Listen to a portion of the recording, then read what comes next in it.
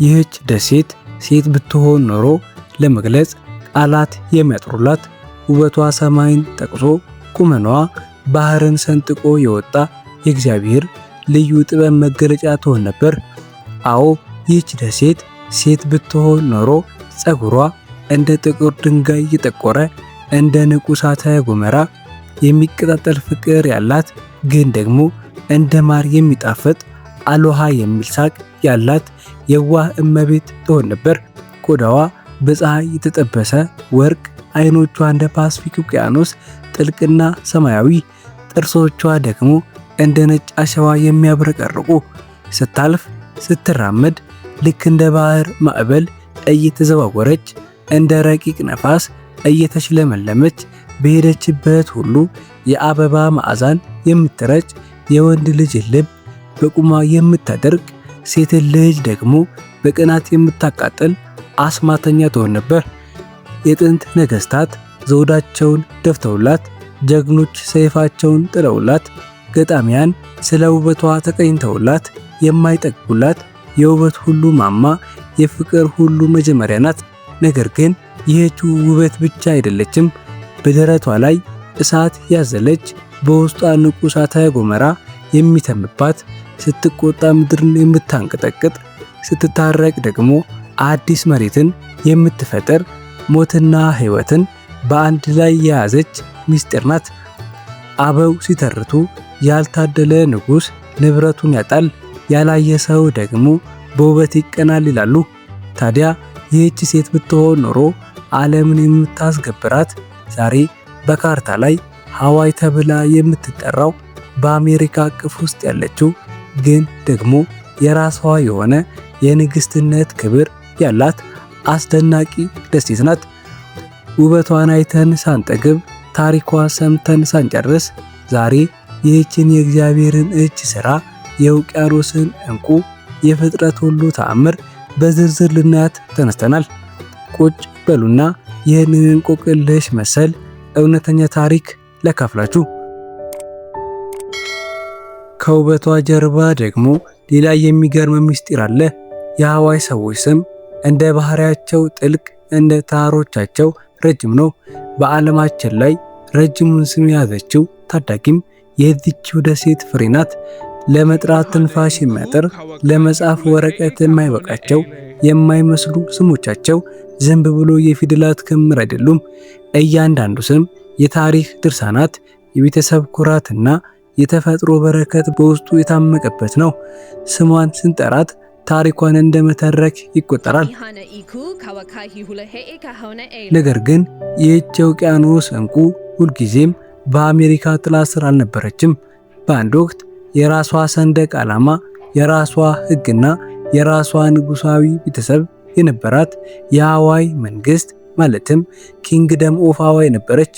ንጉስ ካሜሃሜሃ ደሴቶቹን በአንድነት አቅንቶ በክብርና በሉዓላዊነት ያስተዳድራት ነበር።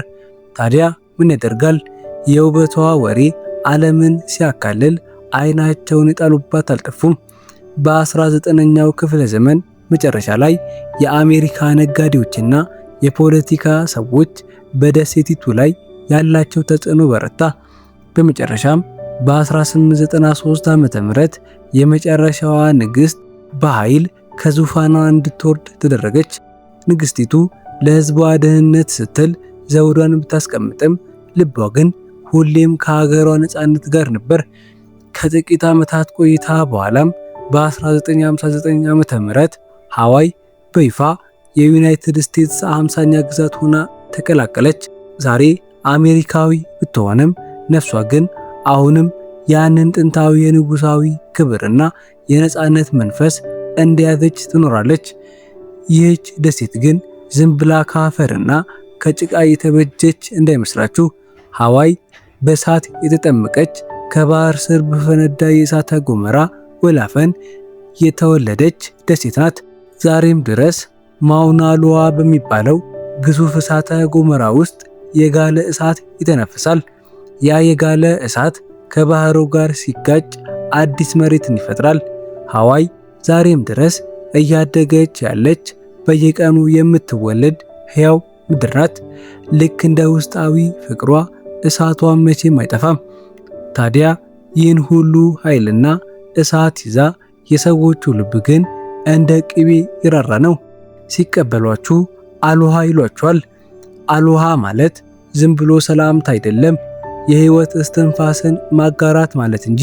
በሐዋይ ሰው ልብ ውስጥ ጥላቻ ቦታ የለውም። እንግዳን እንደ ንጉስ፣ መሬትን እንደ እናት ማክበር የህይወታቸው መመሪያ ነው። ይህ ነው እንግዲህ የአሎሃ መንፈስ የሚባለው፣ ዓለምን የሚያስተምር የፍቅር ቋንቋ። ከዚህ ሁሉ ሰላም ጋር ደግሞ ሐዋይ ለዓለም ያበረከተችው አንድ ታላቅ ስፖርት አለ። ዛሬ ዓለም የሚያብድለት ሰርቪንግ ወይም በማዕበል ላይ የመንሸራተት ጥበብ የተወለደው እዚሁ ነው። የጥንት የሐዋይ ነገስታትና ህዝቦች ማዕበሉን እንደ ፈረስ እየጋለቡ በውቅያኖሱ ላይ እየተንሸራሸሩ ተፈጥሮን የመግራት ብቃታቸውን ያሳዩ ነበር። ዛሬም ቢሆን በማዕበል ላይ ቆሞ መወዛወዝ የሐዋይ መታወቂያ፣ የነጻነት ምልክት ነው። እንግዲህ ስለ ውበቷ ተነግሮ የማይጠገበው፣ ስለ ታሪኳ ተወርቶ የማይበቃው የሐዋይ ጉዟችን እዚህ ላይ ያበቃል። ይህች በእሳት ተወልዳ በፍቅር የምትኖር ደሴት አንድ ትልቅ ትምህርት ታስተምረናለች። በውስጣችን እንደ እሳት ገሞራ የሚቀጣጠል ጥንካሬ ቢኖረንም ለሰዎች ግን እንደ አሎሃ መንፈስ የራራና የዋህ ልብ ሊኖረን እንደሚገባ። እናንተስ ይህ የፓሲፊክ ውቅያኖስ እንቁ ሴት ብትሆን ኖሮ ምን ብላችሁ ትጠሯት ነበር? ከታሪኳስ ይበልጥ የሳባችሁ የትኛው ነው? ሐሳባችሁን በኮሜንት አጋሩኝ። የቪዲዮ ከተመቻችሁ ላይክ ማድረጉንና ሌሎችም እንዲደርስ ሼር ማድረጋችሁን አትርሱ። እንዲህ አይነት አስደናቂ የአገራትን ታሪክና ውበት በየቀኑ ማግኘት ከፈለጋችሁ ደግሞ ቻናሉን ሰብስክራይብ በማድረግ ቤተሰብ ይሁኑ። በቀጣይ በሌላ በአስገራሚ ቪዲዮ እስከምንገናኝ ድረስ ቸር ወሬ ይግጠመን። አመሰግናለሁ።